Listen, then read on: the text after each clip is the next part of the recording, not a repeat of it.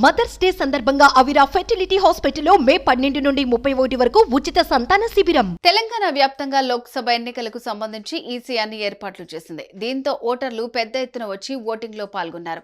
అయితే రాజకీయ పార్టీ నాయకులు మాత్రం ఓటర్లను తమ వైపు తిప్పుకునేందుకు ఎన్నో ప్రయత్నాలు చేశారు. ఇంకొందరైతే ఓటర్లను ప్రలోభాలకు గురి చేశారు. ఓటింగ్ కు కొన్ని గంటల ముందు రాత్రికి రాత్రే ఓటర్లకు డబ్బులు పంచారు. అయితే ఓ చోట మాత్రం మాకు డబ్బులు ఇవ్వలేదని ఓటర్లు నిరసనకు దిగారు. మాకు డబ్బులు ఎందుకు ఇవ్వరంటూ ఆందోళన చేపట్టారు. ఇంతకు ఈ ఘటన ఎక్కడ జరిగిందో ఇప్పుడు తెలుసుకుందాం.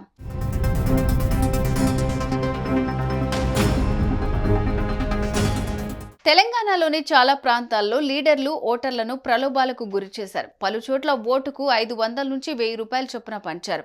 అయితే ఈ క్రమంలోనే వరంగల్లో 37వ డివిజన్లో కొన్ని పార్టీల నాయకులు ఆదివారం రాత్రి ఓటర్లకు డబ్బులు పంచినట్లుగా తెలుస్తోంది. ఇక ఈ విషయం తెలుసుకున్న స్థానిక ఓటర్లు నిరసనకు దిగారు. కొందరికి డబ్బులిచ్చి మాకు ఎందుకు ఇవ్వరని ఆగ్రహం వ్యక్తం చేశారు.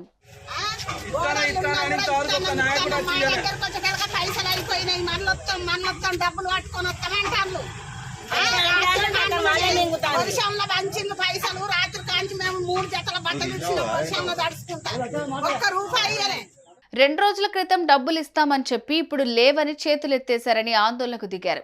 ఎవరి వాడల్లో వారు ఇచ్చిన వాళ్లకు డబ్బులు ఇచ్చారని ఫైర్ అయ్యారు. కానీ మా వరకు వచ్చేసరికి డబ్బులు లేవంటున్నారని ఆవేదన వ్యక్తం చేశారు. ఇదే విషయాన్ని ఓటర్లు మీడియాతో పంచుకున్నారు. ఇక ఇదే వీడియో సోషల్ మీడియాలో పోస్ట్ చేయడంతో చక్కర్లు కొడుతోంది.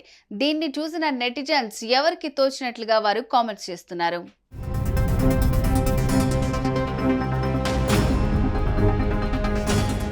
తెలంగాణ వ్యాప్తంగా చాలా చోట్ల నేతలు ఓటర్లను ప్రలోభాలకు గురి చేశారు. ఓటుకు నోటు అన్నట్లుగా డబ్బులు పంచారని ఓటర్లు చెప్తున్నారు. అయితే కొన్ని చోట్ల మాత్రం డబ్బులు ఇస్తామని చెప్పి ఇవ్వలేదని ఓటర్లు ఆందోళన చేపట్టారు. కొన్ని ప్రాంతాల్లో అయితే ఓటేసేందుకే నిరాకరించారు. ఇక అధికారులు మాత్రం ఎన్నికల సమయంలో నాయకులు ఇచ్చే డబ్బులకు లొంగకూడదని సూచించారు. సుమన్ టీవీలో మీ పర్సనల్ అండ్ బిజినెస్ ప్రమోషన్స్ కోసం కింది నెంబర్కి కాంటాక్ట్ చేయండి.